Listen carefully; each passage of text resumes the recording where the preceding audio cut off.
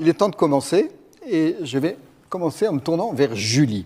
Julie, votre expérience en psychiatrie, vous nous l'avez dit en amont, elle n'a pas été toujours facile, c'était même plutôt douloureux, voire violent.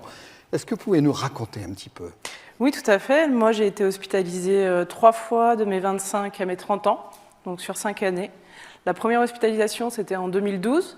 Alors, c'était une hospitalisation par un tiers, donc une hospitalisation, obligatoire. J'avais pas le choix. J'ai été mis en isolement et contentionné, donc attachée et ne plus voir personne, ni ma famille, ni mes proches, ni mes amis, ni personne. Et ça a duré 5 jours pour cette première hospitalisation.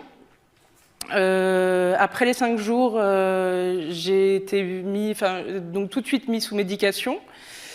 Au bout de 2 semaines de cette hospitalisation, j'ai demandé à sortir parce que je n'avais plus d'idées délirantes, puisque je suis psychotique bipolaire et donc j'avais des crises psychotiques. C'est une première crise psychotique qui m'a amenée à l'hôpital.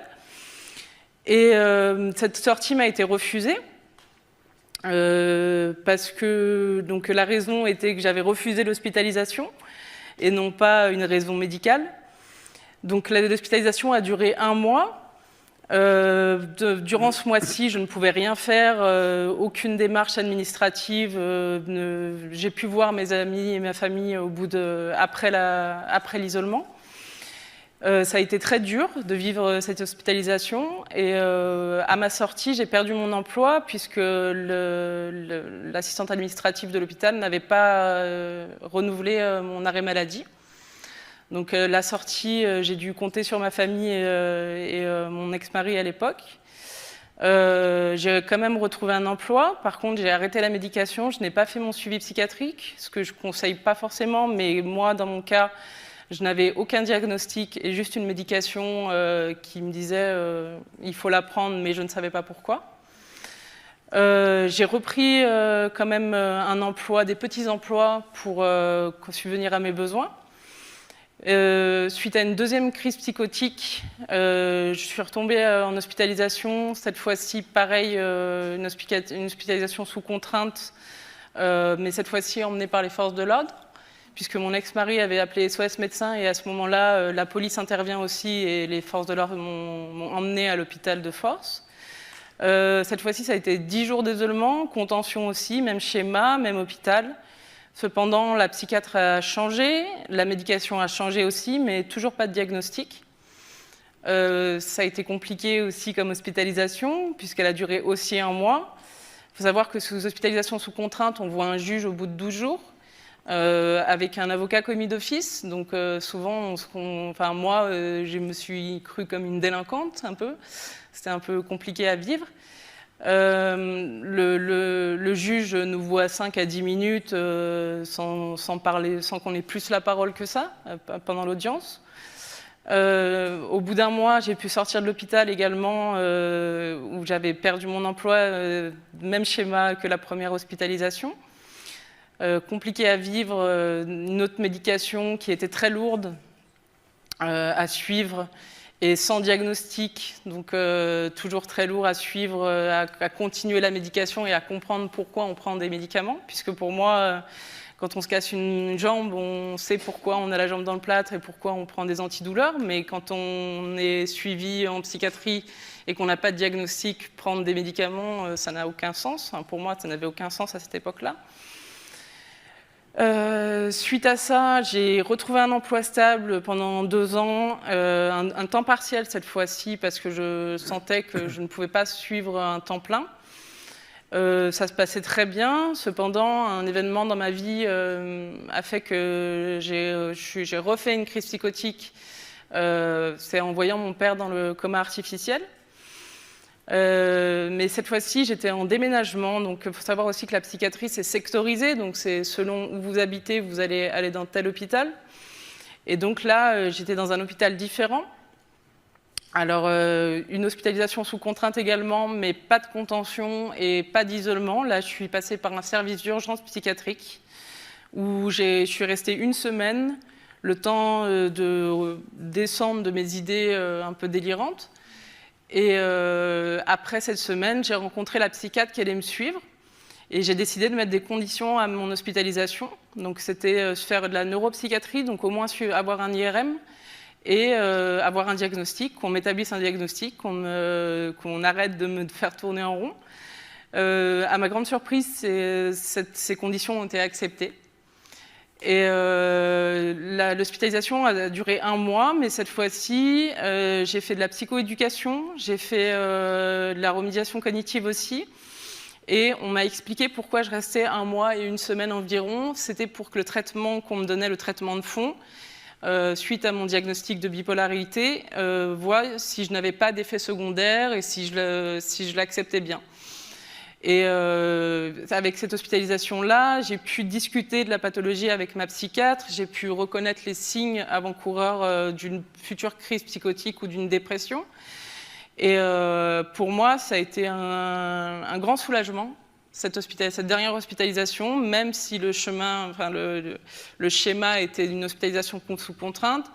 Déjà, l'accueil de l'hôpital n'était pas le même, mais au moins j'avais un diagnostic établi et je savais ce que j'avais, et je savais pourquoi on me donnait un traitement.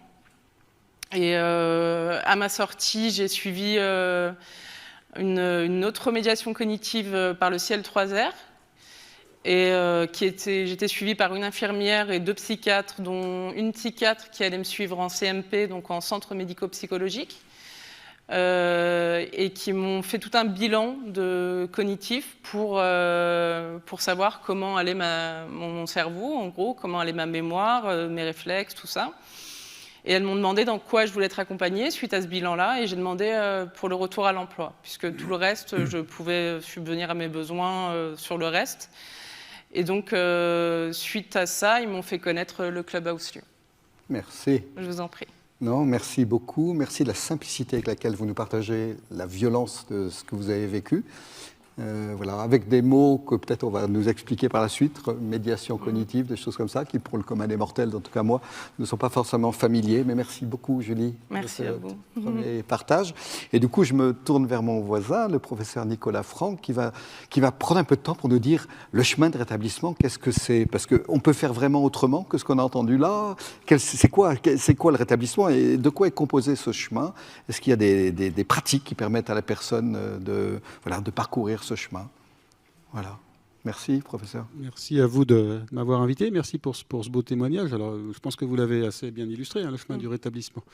Effectivement, ça a commencé à prendre bonne tournure quand on vous a parlé, quand on vous a traité comme un être humain qui peut décider, quand on vous a donné un diagnostic, quand on vous a dit où vous en étiez, et quand on vous a associé finalement à des soins qui vous étaient utiles pour votre vie. Parce que vous avez parlé de psychoéducation, de remédiation cognitive. En fait, ce qu'il fallait faire a été fait.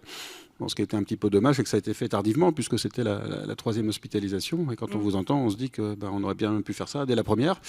Et puis, on aurait pu faire quelque chose de très utile aussi pour vous, c'est vous demander, après le premier épisode, parce qu'effectivement, il faut bien que ça commence à un moment donné, ce type de difficulté, on ne peut pas le prévoir. Donc, il n'y avait pas moyen d'éviter le premier épisode. Mais par contre, dès le début, après le premier épisode, dès que vous alliez mieux, vous demandez ce que vous souhaitiez pour un éventuel second. Parce que là, ce que vous avez, c'est un trouble bipolaire avec des états maniaques qui alternent éventuellement avec des dépressions. Là, j'ai surtout entendu parler d'états maniaques avec des caractéristiques psychotiques. Donc, c'est le diagnostic qu'on aurait pu vous donner dès le premier épisode, puisqu'il n'y a pas vraiment de mystère. Et dans ce cas-là, on sait qu'il y a un risque de récidive, c'est pas certain. Avec un épisode psychotique au début, on ne sait pas si c'est un trouble bipolaire, on ne sait pas si c'est une schizophrénie. Il y a la règle des 3 tiers. Il y a des gens, dans un tiers des cas, un tiers des personnes n'ont jamais un autre épisode de leur vie, on ne sait pas pourquoi. Alors tant mieux, on peut se dire, voilà, je vais faire confiance au destin et peut-être je serai dans ce tiers-là. Mais quand même, il y a 2 risques sur 3 que ça récidive, soit de manière ponctuelle, soit que j'entre dans une maladie un petit peu plus continue. Quand c'est ponctuel, c'est le trouble bipolaire. Quand c'est un petit peu plus continu et que les symptômes sont là en permanence, c'est ce qu'on appelle la schizophrénie en général. Voilà, parce que les caractéristiques psychotiques, c'est-à-dire le fait d'être coupé de la réalité, d'avoir une interprétation du monde qui est altérée, ça peut soit être ponctuel et céder dans un épisode psychotique unique, dans un épisode psychotique récurrent, et là c'est des manies avec caractéristiques psychotiques, dans le cas du trouble bipolaire. Si c'est présent en permanence, c'est la schizophrénie. Ça ne veut pas dire qu'on ne va pas se rétablir non plus. Moi, je prononce les mots clairement, parce que je pense que la première des choses, c'est de ne pas avoir peur de les dire, et au contraire, d'avoir une description derrière qui est un petit peu plus positive.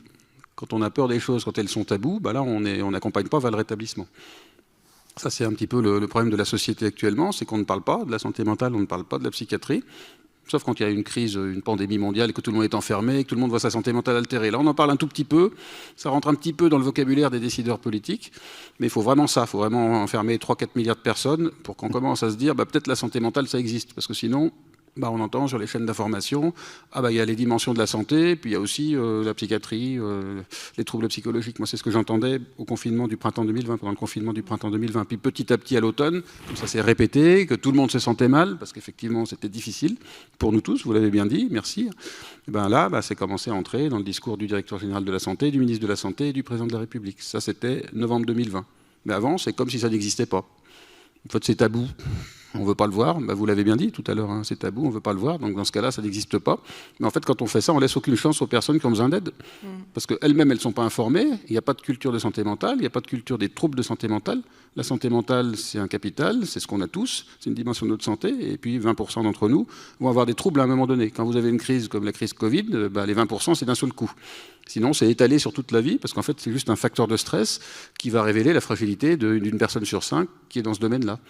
Pour les autres personnes, ce sera peut-être cardiaque, dermatologique, intestinal. On a tous nos fragilités, on finira tous par mourir, c'est normal. On va pas l'éviter.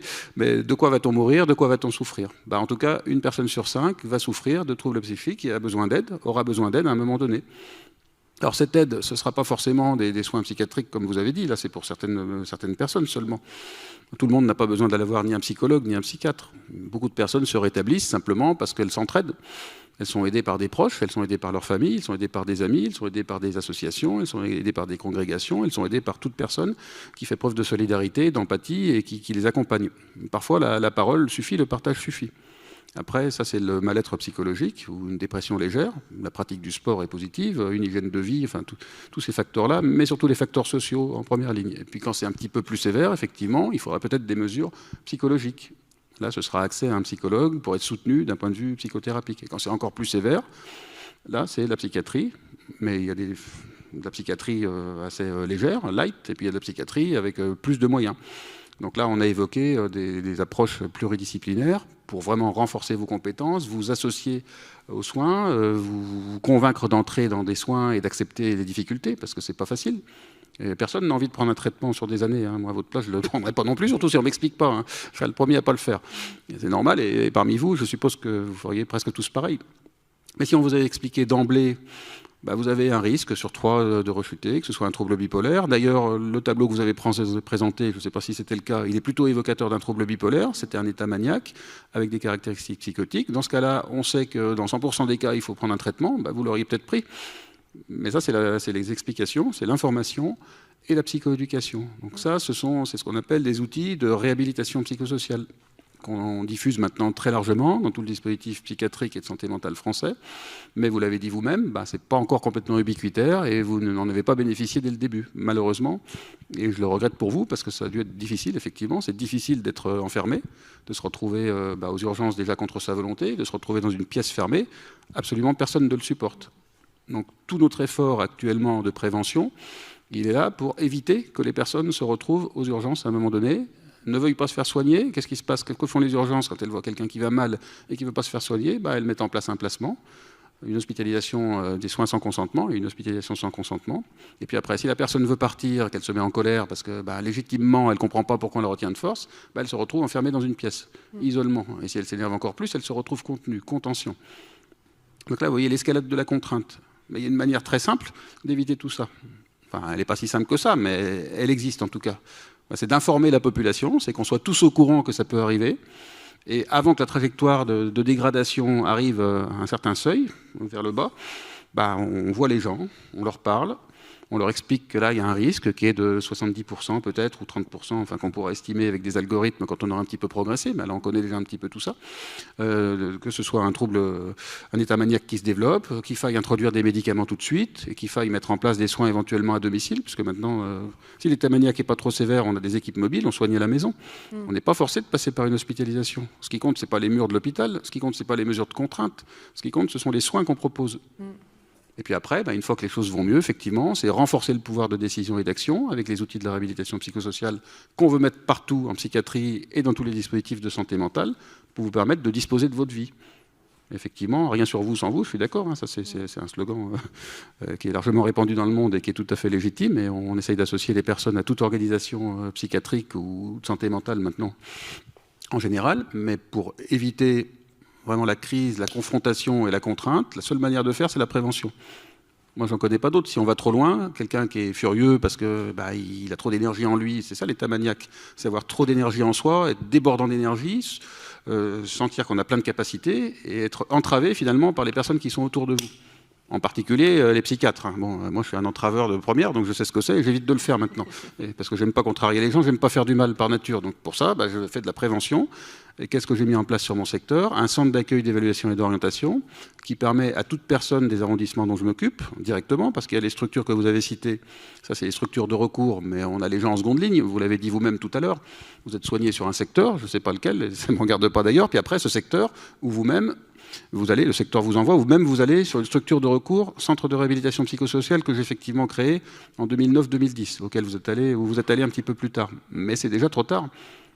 Donc c'est pour ça qu'après, je me suis dit que je vais m'investir dans un secteur de psychiatrie générale, c'est-à-dire ce que vous avez dit, les centres de consultation, les centres qui permettent de ne pas hospitaliser les gens, les équipes mobiles, que j'ai créées en fermant des lits pour redéployer les moyens, les structures, les lits qui restent quand même, parce qu'il y a quand même des états sévères, même si on fait tout ce qu'on peut, il faut quand même avoir quelques lits d'hospitalisation, etc., etc. Pour que ça se soit efficace, la première chose que j'ai faite, c'est de mettre en place une structure qu'on appelle centre d'accueil, d'évaluation et d'orientation, qui au lieu de donner un rendez-vous au bout de 3 mois ou 6 mois, peut vous voir dans les quelques jours. Vous voyez un psychiatre, sans filtre, il n'y a pas besoin de remplir 10 pages de formulaire, il suffit de téléphoner, d'y aller, et on vous reçoit. Enfin, vous ou les autres habitants des 3e, 6e et 8e arrondissements, puisque moi, mon secteur, c'est ça. Donc ce modèle-là, je pense qu'il peut être pertinent, et je pense qu'il va payer à partir du moment où la population s'en saisira. Parce que pour l'instant, je vous l'avoue, c'est un échec. La population ne s'en saisit pas, probablement parce qu'elle n'est pas au courant. C'est pour ça que je vous le dis là. Parce que peut-être qu'il y a des habitants de ces arrondissements-là qui sont ici ce soir.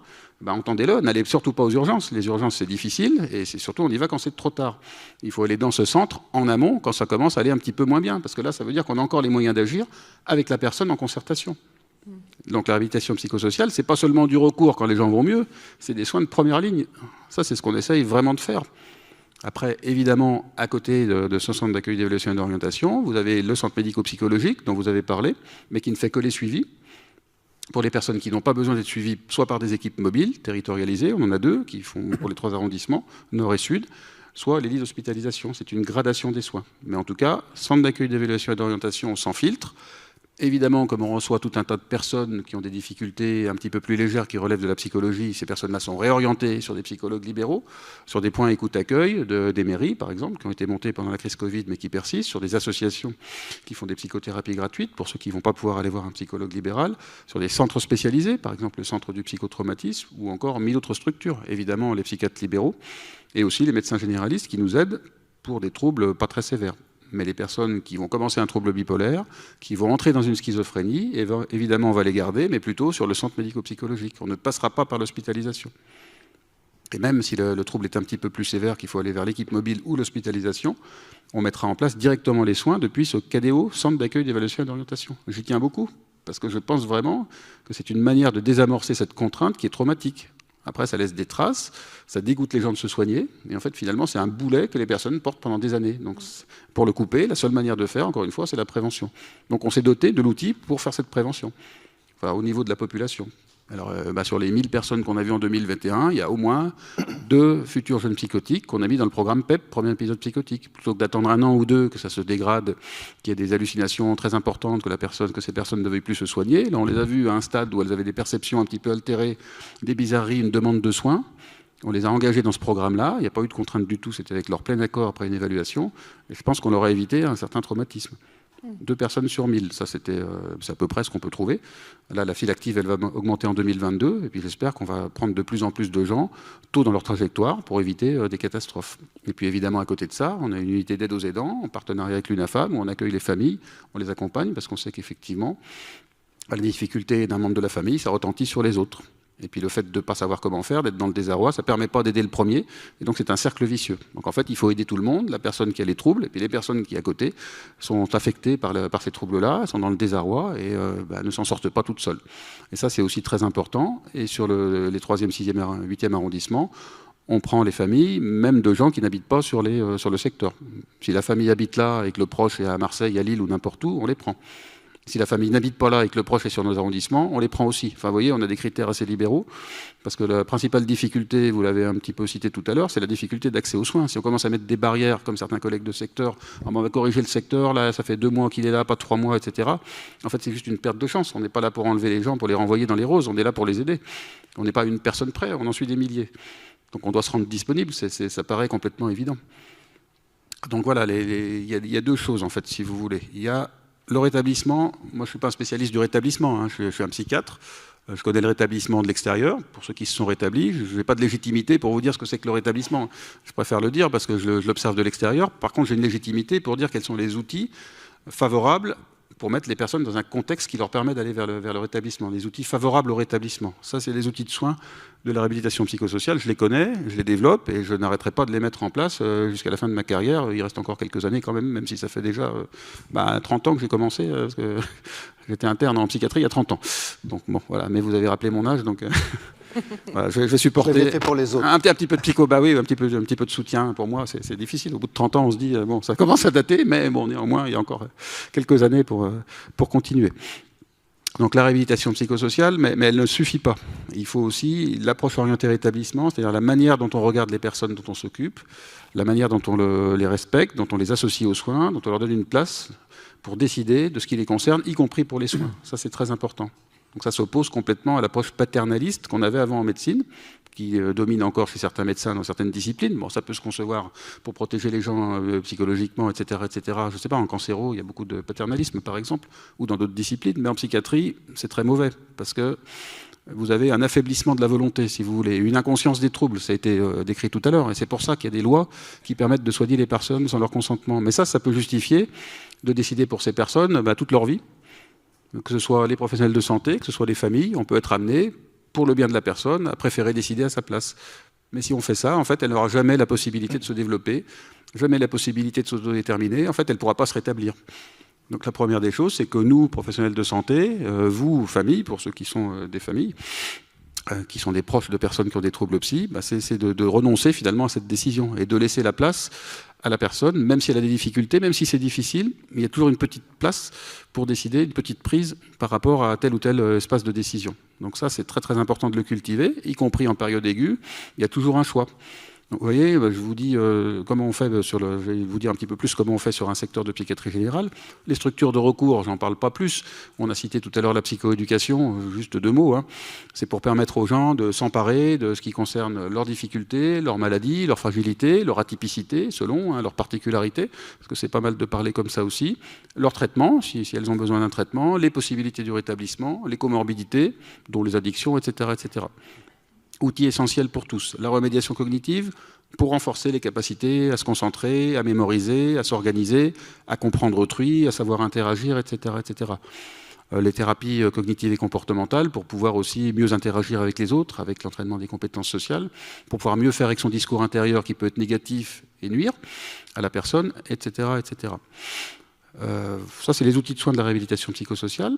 Bien sûr qu'il faut les employer, il faut les proposer dès que la personne est en mesure de s'en saisir, mais il faut aussi d'emblée l'associer aux décisions. Même si la personne est passée par les urgences, parce que j'ai bien dit qu'il ne fallait pas qu'elle y passe, mais je sais bien que parfois elle va y passer, et je vous ai dit, pour l'instant, les gens ont une habitude d'être sur les urgences en France, le pavillon N, j'ai maintenant quand ils ont mal quelque part, ou l'UPRM au Vinatier, quand il y a un trouble psy, ou même besoin d'un somnifère à 3h du matin. C'est vraiment pas ce qu'il faudrait faire, mais les gens, ils ont cette habitude en France d'aller aux urgences. Encore une fois, moi je vous le dis, n'allez pas aux urgences. On a développé autre chose pour faire à la place, et ce sera mieux. Mais bon, mettons, vous allez aux urgences, vous vous retrouvez hospitalisé, mais il faut quand même qu'on s'occupe de vous pour le mieux. Donc qu'est-ce qu'on peut faire ? On peut, même si vous êtes en crise maniaque, même si vous n'êtes pas bien en mesure de décider, même si vous êtes sous contrainte, on peut quand même vous demander ce que vous voudriez si vous êtes contrarié à un moment pendant votre hospitalisation. Ça fait partie du protocole d'admission avec un questionnaire standardisé. Est-ce que vous souhaitez qu'on vous parle ? Est-ce que vous souhaitez qu'on vous laisse tranquille ? Est-ce que vous souhaitez qu'on vous donne une benzodiazépine, un médicament qui va vous apaiser tranquillement ? Est-ce que vous souhaitez qu'on vous donne plutôt un antipsychotique ? Est-ce que vous souhaitez qu'on vous donne de quoi dessiner ? Est-ce que vous souhaitez aller dans une salle sensorielle ? Vous allez voir des images apaisantes, en entendant des musiques douces avec des lumières qui sont en harmonie avec les images. On a ça dans une des unités d'hospitalisation, et je voudrais bien en mettre dans toutes les unités d'hospitalisation du pôle. Est-ce que vous voulez qu'on fasse rien? Est-ce que vous voulez aller crier dans le parc? Enfin, qu'est-ce que vous voudriez si ça allait moins bien? Et puis on vous fait visiter tout le service, on vous présente aux gens, on vous montre le programme, etc., etc. Et quand on fait tout ça, on divise par 3 l'isolement au sein d'une hospitalisation, au cours d'une hospitalisation. Donc on a moyen de faire quelque chose, même quand le cap est un petit peu dépassé, enfin le seuil est un petit peu dépassé, pour pouvoir vraiment discuter. On a toujours moyen de faire ça. Et puis après, dès qu'on le peut, eh bien, introduire de la psychoéducation, une discussion, peut-être une activité avec de la peinture, aller au centre sportif, et puis très très vite faire un relais sur l'équipe mobile pour pouvoir sortir plus tôt de l'hôpital, parce que l'hospitalisation c'est un petit peu lourd, ou sur le centre médico-psychologique pour des consultations si ça s'y prête. Et puis bien sûr, on parle de l'aide aux aidants, et on propose aux familles de rencontrer l'infirmière et la psychologue qui viennent une fois par semaine, qui se mettent à disposition, avec pas cette famille qui se mobilise, parce qu'en fait elles viennent souvent pour rien. Mais bon, elles sont quand même là parce qu'elles sont motivées et très engagées. Il faut que ça repasse par l'UNAFAM, qu'on a ça tous les jeudis pour les familles des patients hospitalisés dans notre pôle. On a une psychologue et une infirmière qui viennent sur place et qui peuvent les rencontrer à la bibliothèque du centre ressources de réhabilitation psychosociale au 2e étage ou dans les unités, selon leur convenance.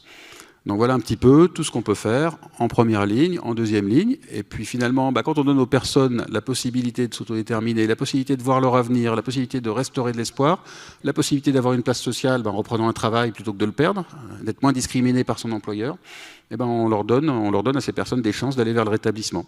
Et le rétablissement, vous l'avez dit, c'est un parcours. Et nous, on est juste là autour, les familles, les professionnels, pour faire en sorte que ce parcours il soit le moins émaillé d'obstacles, mais le plus de contenu étayant qui permettent de rebondir. Voilà, à mon avis, ce qu'on peut faire pour favoriser le rétablissement de manière très rapide. Je ne sais pas si j'ai trop parlé ou trop peu. Vous êtes parfait. Eh ben alors, très bien. Parfait. On croirait qu'il avait une horloge dans le... c'est l'habitude des cours à la fac, on est en minuté à l'intérieur. Notre traductrice en langue des signes, vous parlez un tout petit peu ça, je suis désolé, c'est toujours comme ça avec les traducteurs. Elle m'a l'air très très rapide aussi. Oui, elle est rapide, et puis surtout, c'est plus facile que quand on est traduit en anglais ou en espagnol, parce que alors là, il faut qu'ils entendent et qu'ils traduisent, là, ils n'y arrivent pas. Désolé, mais je ne peux pas m'empêcher. En tout cas, ce qu'on retient, c'est que on n'a pas une définition d'établissement, mais on a une éclaircie sur comment on se met dans un parcours de rétablissement et comment on s'est ensemble dans quelque chose où on est le plus possible dans l'échange, dans la parole, dans le... Voilà, Oui, juste pour ajouter quelque chose. En fait, la notion à laquelle il faut renoncer, c'est la notion de guérison. Ça, je pense qu'on va pas faire la guérison, mais il faut renoncer aussi à la notion de rémission. C'est pas forcément la bonne notion, c'est-à-dire le fait de suspendre les symptômes, parce que là, ça veut dire qu'on est trop centré symptômes. En fait, il faut demander à la personne ce qu'elle souhaite pour son rétablissement. Et le rétablissement, c'est la personne qui le définit, donc on peut pas le définir comme ça de manière générale. C'est la situation qui convient à une personne qui a des difficultés.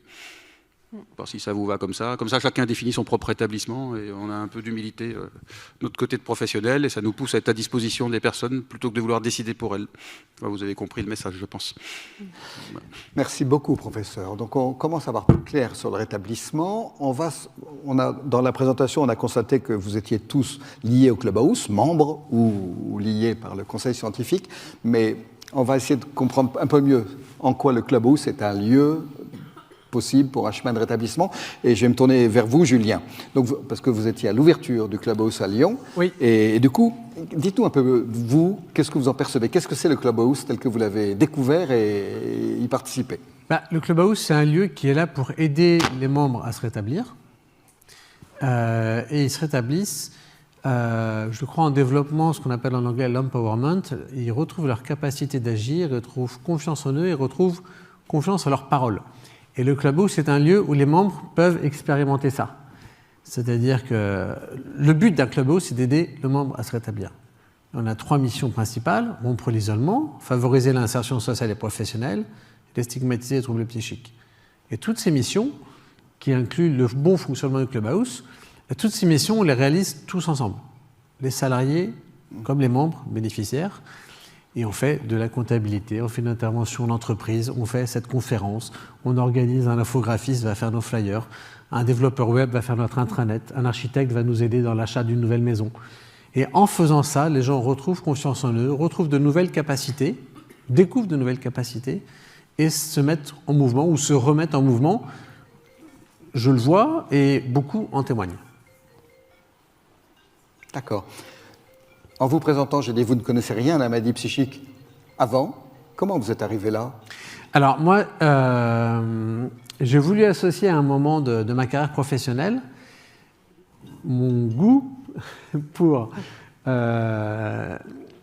mes activités bénévoles. Voilà, j'étais bénévole à Emmaüs, j'étais bénévole en prison avec des personnes en situation de handicap moteur, je faisais des joëlettes en montagne, et mes capacités professionnelles en lien avec le commerce, l'animation.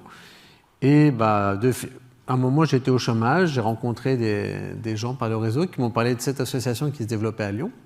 Auparavant, je travaillais pour un traiteur entreprise d'insertion. Et je me suis dit, tiens, ça a l'air pas mal. Je me suis renseigné, on m'a dit que c'était une association sérieuse qui existait à Paris à ce moment-là. Et c'est comme ça que je suis rentré. Et alors, j'ai entendu une formule, vous êtes membre du staff. Alors, c'est quoi le rôle du staff? C'est quoi votre rôle à vous? Le rôle d'un staff, c'est ce qu'on appelle c'est l'un des salariés du Clubhouse. On est 4 staffs au Clubhouse à Lyon, en plus de notre directrice et de la personne qui s'occupe de trouver des fonds pour qu'on fonctionne. Et le rôle d'un staff, déjà, c'est accompagner individuellement chaque membre dans son projet. Chaque membre a un projet, ou pas encore, ça dépend de là où il en est, mais ça peut être déménager, trouver un travail, faire du bénévolat, rentrer en formation. Et il se fixe des objectifs où il me dit « j'ai envie d'être interrogé là-dessus de temps en temps, aide-moi à avancer vers mon projet ». C'est la personne qui se fixe ces objectifs, nous on lui impose rien du tout. Donc ça, c'est une première chose, mais qui en fait prend peu de temps, parce que c'est une demi-heure par jour, 20 minutes par jour en rencontrant quelqu'un. C'est aussi animer la cogestion, c'est-à-dire qu'on a des missions, on a 3 missions principales que je vous ai expliquées. Chaque jour, il faut que tous ensemble, on travaille à la réalisation de ces missions.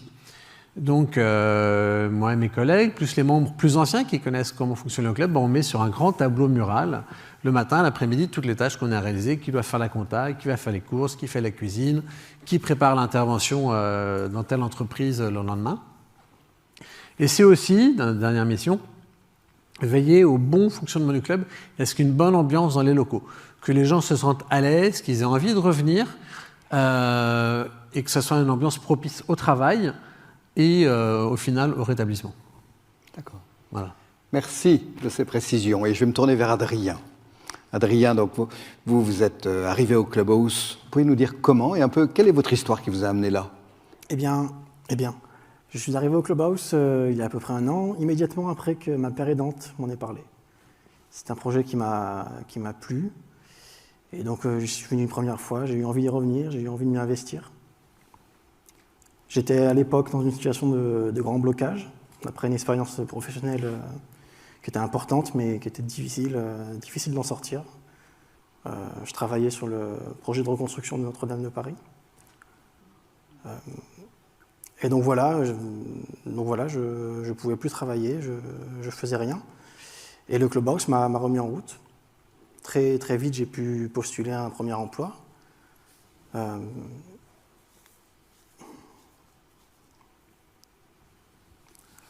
Voilà, je suis très content d'être au Clubhouse. Et si vous deviez dire, qu'est-ce que ça représente pour vous le Clubhouse? Qu'est-ce que ça représente? Qu'est-ce que vous y trouvez de sa manière? La chose la plus importante que j'y trouve, c'est une communauté. Une communauté. Donc c'est une communauté mondiale, c'est un modèle mondial, national, on a 5 Clubhouse en France, mais également lyonnais, et c'est ce qui est le plus important, puisque la maladie psy isole, par la stigmatisation de la société, par l'autostigmatisation des personnes porteuses de troubles. Et voilà, on se retrouve seul, on est seul face à son psychiatre, on est seul chez soi. Et voilà, au Clubhouse, on trouve des pairs, on trouve une communauté. Avec des frères ou des sœurs. Une communauté, pour moi, ça évoque ça. Il y a une dimension fraternelle. Oui, tout à fait. Tout à fait. On est là les uns pour les autres. Merci beaucoup. Et du coup, je me tourne vers vous, professeur. Vous, le regard du médecin sur le Clubhouse, qu'est-ce que vous en diriez? Oui, alors mon histoire avec le Clubhouse, elle est un petit peu ancienne, parce que j'avais visité celui de Paris, j'ai été membre fondateur, j'ai participé à la création de celui de Lyon, donc j'ai un attachement important pour cette structure. Je la connaissais depuis le début, même avant qu'elle soit créée, avec l'idée de quelque chose qui était vraiment un lieu d'entraide, très dynamique, vraiment renforçant, mettant en valeur les capacités de chacun, où les gens se sentaient bien, pour celui de Paris, et je l'ai retrouvé au moins aussi bien à Lyon. Donc c'est vraiment un endroit où j'envoie en confiance les personnes, très largement. J'espère qu'on va abolir cette espèce de papier là pour les psychiatres, parce que ça n'a pas de sens. On en a parlé la dernière fois. Et je dis aux gens d'y aller, de voir si ça leur convient. Et puis il y en a beaucoup qui accrochent effectivement avec cette structure, c'est-à-dire qui brisent l'isolement et qui donnent un petit peu un sens à leur quotidien ou une direction à leur quotidien. Donc pour moi, c'est un lieu d'entraide extrêmement ouvert où j'envoie en confiance plein de monde en tant que psychiatre. Et je crois que beaucoup d'autres le font maintenant. Et où on peut développer ses talents Oui, En oui. tout cas, c'est le sentiment que j'ai vu d'abord et que j'entendais dans ce que disait. C'est talent propre, et puis effectivement le réseau du Clubhouse qui est très important et qui permet de trouver plein d'opportunités, ça c'est précieux aussi. Et puis surtout c'est le côté simple et ouvert, c'est-à-dire on peut venir si on veut, ne pas venir si on veut, on est membre à vie, enfin il y a vraiment des règles qui sont très bien faites et adaptées à des gens qui ne se sentent pas coincés. On n'est pas forcé de s'engager à venir 354 fois la première année, ça c'est oppressant. Quand on a besoin de liberté, mettons qu'on ait une bipolarité, on n'a pas envie de se retrouver coincé dans 354 engagements. Par contre, si on sait qu'on peut venir ou ne pas venir, je trouve que c'est déjà un bon début. Et effectivement, c'est le cas, avec toujours un esprit positif. Que la personne vienne ou ne vienne pas, rien ne lui sera reproché. Je ne sais pas si je décris bien ce que vous vivez, mais moi, c'est l'effet que ça me fait de l'extérieur. Ouais, tout à fait. Merci. Julie, on a utilisé le mot de réinsertion tout à l'heure, et la réinsertion, entre autres, c'est l'emploi, l'activité, l'emploi. Voilà, comment pour vous ça s'est passé? Comment on trouve ou retrouve une place alors même vous disiez 2 fois vous avez perdu votre emploi. Alors comment avec le Clubhouse vous avez pu cheminer vers cette réinsertion professionnelle? Suite à mes 3 hospitalisations, j'avais perdu beaucoup confiance en moi et je me demandais si j'étais réemployable. Et en fait, à l'arrivée au Clubhouse, je me suis rendu compte que j'avais pas mal de capacités. Je suis restée d'abord dans le domaine dans lequel je connaissais, la cuisine, parce qu'on cuisine tous les jours. Et ensuite, j'ai voulu faire autre chose, donc j'ai fait un peu d'administratif. Et avec la staff qui me suivait à l'époque, qui était beaucoup dans la formation, on a réfléchi pour peut-être me reformer et faire quelque chose d'autre que de la restauration et de la vente. Et du coup, j'ai continué à venir au Clubhouse. Alors moi, j'y venais tous les jours à temps plein, parce que vraiment, ça me structurait ma semaine et j'avais un week-end où je pouvais faire autre chose. Et du coup, je me suis rendu compte que je faisais pas mal d'administratif et que j'avais beaucoup de compétences là-dedans.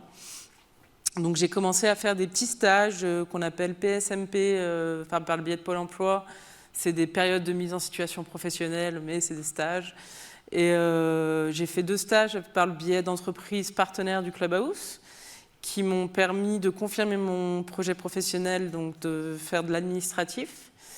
Et en 2 ans après une année et demie après mon arrivée au Clubhouse, il y a une annonce qui est passée d'une entreprise partenaire du Clubhouse sur de la gestion administrative en temps partiel, ce qui me convenait parfaitement. J'ai postulé, j'ai été à l'essai en CDD d'abord, et puis ensuite j'ai confirmé ça en CDI. Maintenant, ça fait 1 an et quelques mois que je travaille en temps partiel dans ce domaine-là. Donc la réinsertion par l'emploi ou l'activité, moi je l'ai vécu avec le Clubhouse, en y allant à temps plein, et ça c'était mon désir, c'était mon besoin même, parce que j'ai toujours eu ce besoin d'être en activité. Et puis après, de retrouver un emploi, là, rémunéré et avec une très bonne rémunération, là, c'est le Saint Graal. On est content. Je comprends. Ouais. Merci beaucoup. Et Adrien, vous, ce besoin d'être utile, d'être en activité, comment vous le vivez? Est-ce que vous pouvez nous partager là-dessus? Eh bien, être utile, c'est trouver sa place dans la société. Et être utile, comme vous dites, c'est un vrai besoin. C'est-à-dire que quand on n'est pas utile, on en souffre. Et donc pour moi, être utile, ça a été prendre part à la cogestion au Clubhouse. Comme disait Julien, je m'applique surtout au projet d'agrandissement du club. En rappelant que vous êtes architecte et que vous avez quelques compétences pour... Voilà, on l'a dit assez, je pense. Mais... On l'a dit assez. Bon, moi, je l'ai dit qu'une fois. Qu'est-ce que je voulais dire d'autre? Ouais, voilà. Cette utilité, en tout cas. Ouais. Le Clubhouse, c'est un lieu où vous l'expérimentez. Aussi, oui, on parle de retour à l'emploi. Moi, en ce moment, je suis une formation, j'ai un petit peu repris le travail. Ça, c'est forcément dû à mon application au Clubhouse. Mais le bénévolat est également une source de satisfaction. Vous en faites vous-même? Et j'en fais au Clubhouse. Ouais. Voilà. Et voilà, j'en suis fier, j'en parle à mes amis. Merci beaucoup. Julien, qui depuis 5 ans maintenant, c'est ça? Bientôt 5 ans, en novembre. Participer à la vie de ses membres. Vous pouvez témoigner de situations comme ça de réinsertion sociale qui vous Moi, il y a quelques exemples qui me viennent en tête. J'ai un des premiers membres qui a passé la porte du Clubhouse au bout d'1 mois d'ouverture, Rose et Louis. Il sortait de chez lui 1 fois par mois pour aller voir son psychiatre, 1 fois par mois pour aller chez Lidl. Voilà, il sortait de chez lui à ce moment-là. Et un jour, son psychiatre lui a parlé du Clubhouse, et comme Rosélis, il écoute son psychiatre, il est venu au Clubhouse. Et puis il est venu tous les jours pendant de nombreux mois. Et je ne sais pas comment c'est fait, mais un jour, il a été mené avec Messidor, qui est une association qui a des entreprises adaptées ou des ESAT. Et il a fait un stage, il a été pris, il travaille en logistique dans une grande entreprise actuellement sur Lyon. Et en 3 ans, sa vie a changé, quoi. Il a des amis, il a des collègues. Et avant, il ne sortait pas de chez lui. J'ai un autre exemple d'un membre qui a passé de nombreuses années en psychiatrie, plus de 15 ans, qui n'avait jamais vraiment travaillé avant d'en sortir, et qui l'année dernière a travaillé 1 an et demi dans une entreprise d'insertion, et qui va rebondir bientôt. Donc ça, c'est des exemples professionnels. Et après, on a plein de membres qui ont fait du bénévolat. Il y en a qui font de la bibliothèque de rue chez ATD Monde, d'autres qui orientent les touristes sur le parvis de la basilique de Fourvière, d'autres qui sont au Resto du Cœur. Et moi j'ai été témoin, il y a beaucoup de personnes qui sont passées par ce bénévolat, c'est une dynamique. Il y en a beaucoup qui sont ensuite rentrés dans des formations, dans des jobs. Alors je ne dis pas que c'est systématique. Il y en a qui trouveront leur équilibre juste dans le bénévolat, sans forcément aller travailler après. Mais en tout cas, moi je perçois, il y en a beaucoup qui se sont impliqués là-dedans également. Et il y a des gens qui sont au Clubhouse depuis plusieurs mois, depuis plusieurs années aussi, qui n'ont pas envie de faire du bénévolat ou de travailler, et qui au Clubhouse se sont fait des amis, ou ont créé et animé de A à Z des ateliers d'espagnol, d'expression orale, de théâtre, de qigong. Nous, staff, on n'a aucune compétence là-dedans. On peut juste éventuellement les aider dans l'organisation, dans l'envoi d'un mail, dans la création d'un petit tableau Excel. Mais c'est vraiment eux qui prennent ça en charge de A à Z.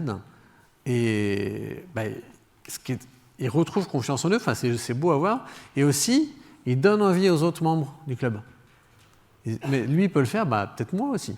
Peut-être que je peux aller travailler, peut-être que je peux organiser un atelier. Et ça, je trouve ça super. Être témoin de ça, c'est bien. C'est gratifiant, même moi, pour mon boulot, c'est bien. Une dynamique vertueuse. Oui, tout à fait. Ouais. Adrien, le rétablissement, je me souviens quand on a préparé en Zoom, il me semble que vous avez eu cette formule, ça n'est pas un long fleuve tranquille ce chemin. Ça veut dire quoi, ça n'est pas un long fleuve tranquille pour vous? Alors c'est pas une ligne droite. Je me souviens de mon histoire. Moi, mon rétablissement, il a commencé en 2016 avec mon hospitalisation. C'est-à-dire que j'avais un diagnostic. Bon, c'était dur, je dis pas le contraire. Dur pour moi, dur pour mes proches. Mais d'avoir le diagnostic, on commence à comprendre, on commence à voir l'environnement autour de l'hôpital qui est là pour nous, la psychoéducation, la remédiation cognitive, les thérapies cognitivo-comportementales, la pérédance. On a tout ça qui nous donne du pouvoir et qui nous permet de prendre le meilleur de la vie, de laisser derrière nous ce qui nous plombe. Et donc oui, ce n'est pas une ligne droite parce qu'on connaît des échecs. Chaque échec nous éloigne du rétablissement. Donc moi, depuis que je suis malade, je n'ai plus peur de l'échec. Mais ça m'a amené... Ça peut être quoi un échec? Pas forcément. Un échec serait quoi dans ce chemin? Un obstacle. D'accord. Un obstacle qu'on rencontre, qu'on n'arrive pas à franchir. Ok. Une défaite, une rupture sociale, arrêter, perdre son emploi. D'accord. Voilà. Pardon, du coup, je vous ai interrompu. C'est pas grave. D'accord, merci beaucoup. Julie, vous avez donc tout à l'heure témoigné de la violence presque de la psychiatrie que vous avez vécue au début. Comment vous êtes entré sur ce chemin? Vous avez commencé à le dire en disant « je suis arrivé au Clubhouse », mais c'est quoi pour vous cette expérience de rétablissement, si vous deviez la nommer, la décrire?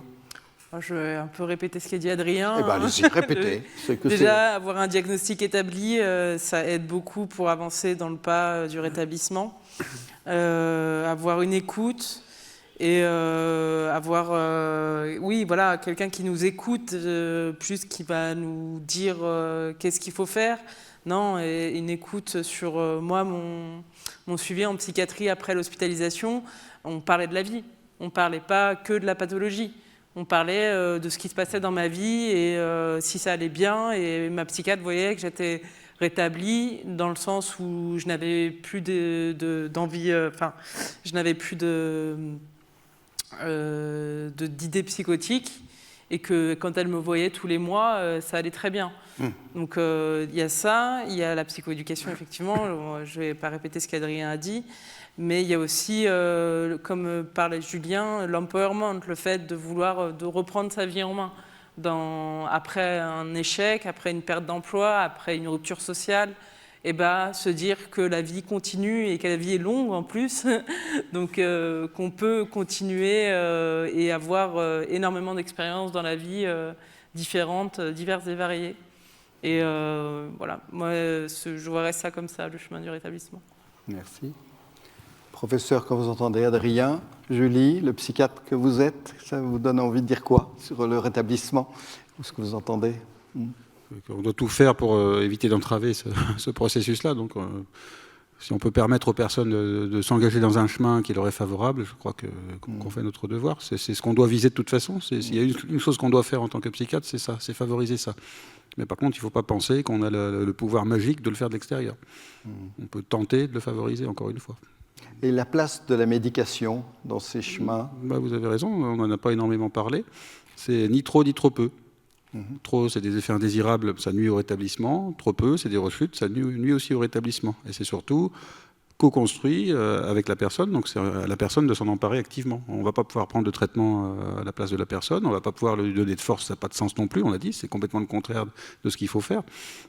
Donc nous, on doit rédiger un papier sur lequel est noté le médicament qui convient, après en avoir discuté avec la personne, et que ce soit finalement sa demande, elle va le prendre parce que ça a un sens pour elle, parce que ça lui permet d'éviter une rechute si c'est un trouble bipolaire, parce que ça lui permet de réduire l'intensité des symptômes si c'est une schizophrénie, etc., etc.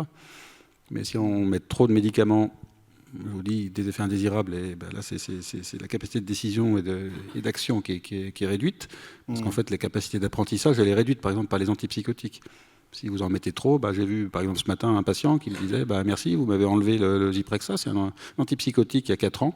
On me l'avait prescrit, on ne m'avait pas dit pourquoi, je le prenais tout le temps, j'avais comme un poids sur moi, depuis qu'on me l'a enlevé, c'est mieux. En fait, il n'avait pas d'indication, il n'avait pas les critères de bipolarité, il n'avait pas les critères de schizophrénie, je lui ai dit, et voilà. C'est un patient que je vois très ponctuellement, je ne l'ai pas suivi derrière, mais il était content pour ça. Et je me suis dit, là, je ne me suis pas trompé, j'ai bien fait de lui enlever. S'il avait rechuté, j'aurais été embêté. Et non, là c'était bien. Donc c'est ni trop ni trop peu, quoi. Et ce que j'entends, au fond, c'est que même en matière de médication, c'est rien pour nous sans nous. Oui, en fait, on construit ensemble. Tout le but de la psychoéducation, c'est ça, c'est de permettre à la personne d'avoir de la maîtrise par rapport à son traitement et de pouvoir décider par rapport à son traitement, y compris médicamenteux. Donc on va jamais imposer quoi que ce soit au long cours. À la limite, on peut imposer en cas d'urgence, vous l'avez dit tout à l'heure, si la personne est en pleine crise, se sent extrêmement mal et très agitée, effectivement, on va bien devoir lui mettre quelque chose, on va tenter de la convaincre, mais si elle doit se mettre en danger et se faire du mal, se suicider ou faire du mal à quelqu'un, on va bien lui mettre quand même un médicament, parce qu'il faut faire quelque chose, c'est une urgence. Mais au long cours, quand la personne va bien, ça ne peut être qu'elle qui décide. Et comme le rétablissement est visé pour tous, bipolarité, schizophrénie, mais autres troubles psychiques sévères, les personnes doivent forcément décider, et le plus tôt possible. C'est mieux, puisque je vous ai dit, même en cas de crise, d'hospitalisation, on demande à la personne ce qu'elle souhaiterait, si elle se sentait moins bien, attendue à un moment donné, y compris prendre un médicament en plus. Donc oui, on associe dès le début la personne à la construction de son traitement. Ça, c'est indispensable. Et surtout éviter de mettre ça sans l'avoir, quoi. C'est pas possible. L'ordonnance à l'ancienne, non, fini. Merci. Julie, je reviens vers vous au sujet de la famille. Le professeur en a parlé un peu tout à l'heure, Hubert Peignet en a parlé en introduction en parlant de relais. La famille, elle est touchée quand on est soi-même atteint de troubles psychiques. Voilà, c'est un frein, c'est un support dans un chemin de rétablissement. C'est les deux, c'est dans votre expérience à vous. Moi, ça a été un support dans toute mon expérience. Ma famille a toujours été un soutien. Ils ont essayé de comprendre. Mais ils étaient là, ils étaient présents, autant dans mes états dépressifs que dans mes états psychotiques. Dans l'état psychotique, c'est un peu plus compliqué d'écouter sa famille parce que voilà, c'est des idées délirantes, on ne sait plus trop ce qui est vrai, ce qui est faux, on ne comprend plus trop ce qui arrive. Mais dans un état dépressif, c'est vrai que quand on en sort, on se rend compte des gens qui nous ont soutenus. Et moi, j'ai mon frère qui a été là pendant un état dépressif assez long, qui a été là tout le temps, ma maman qui a été là tout le temps, mes autres frères qui venaient me voir à l'hôpital, enfin voilà. Ça a été vraiment un soutien pour moi. Frein, je pense que pour certaines personnes, ça peut être un frein si elles sont dans l'incompréhension. Mais dans mon cas, moi, ça a été toujours essayer de comprendre ce qui m'arrivait et comprendre et d'essayer de m'aider, surtout. Et j'ai entendu 3 fois être là, Oui, avec la dimension presque oui, là, c'est ça. ouais, présent. Merci. Julien, sur la famille, vous diriez quoi? Moi, déjà, ce que je veux dire, c'est que nous, au Clubhouse, a priori, on n'a aucun lien avec les familles. Le Clubhouse, c'est le lieu des membres. Et c'est très important. Donc, si des parents nous appellent, des fois, au standard, disent est-ce que monsieur vient? Est-ce qu'il est bien? Je dis demandez-lui. C'est son lieu. Moi, je suis témoin que pour beaucoup de membres, la famille est un soutien. Mais je ne veux pas généraliser parce qu'il y en a pour qui ce n'est pas le cas. Donc, voilà. Moi, je peux dire que ça. Très bien, merci, c'est bien. Et professeur, vous en avez parlé un tout petit peu tout à l'heure aussi de la famille. Si vous deviez dire quelque chose sur la famille, l'impact et la façon dont elle peut être là-dedans. Je pense que les familles sont souvent en souffrance. Je pense qu'elles ne se rendent pas forcément compte qu'elles ont besoin d'aide. Donc il faut qu'on soit là pour elles. Il faut qu'on puisse répéter l'information. Il y a d'abord un premier stade d'information. Un deuxième stade, ce qu'on fait avec les familles qui ont pu accéder à une information qui les a touchées, c'est aller vers de la psychoéducation, c'est-à-dire leur permettre de s'entraider et de partager des outils pour faire face à la difficulté de leurs proches. Et puis pour certaines familles, il y a besoin d'une thérapie familiale, c'est-à-dire travailler sur le lien entre les membres pour que ce soit plus serein. Mais c'est une pyramide. L'information pour tous, en la répétant pour que les gens puissent vraiment s'en saisir. La psychoéducation pour une partie d'entre elles. Et puis ensuite, la psychothérapie familiale pour les quelques-unes qui en ont besoin. Merci.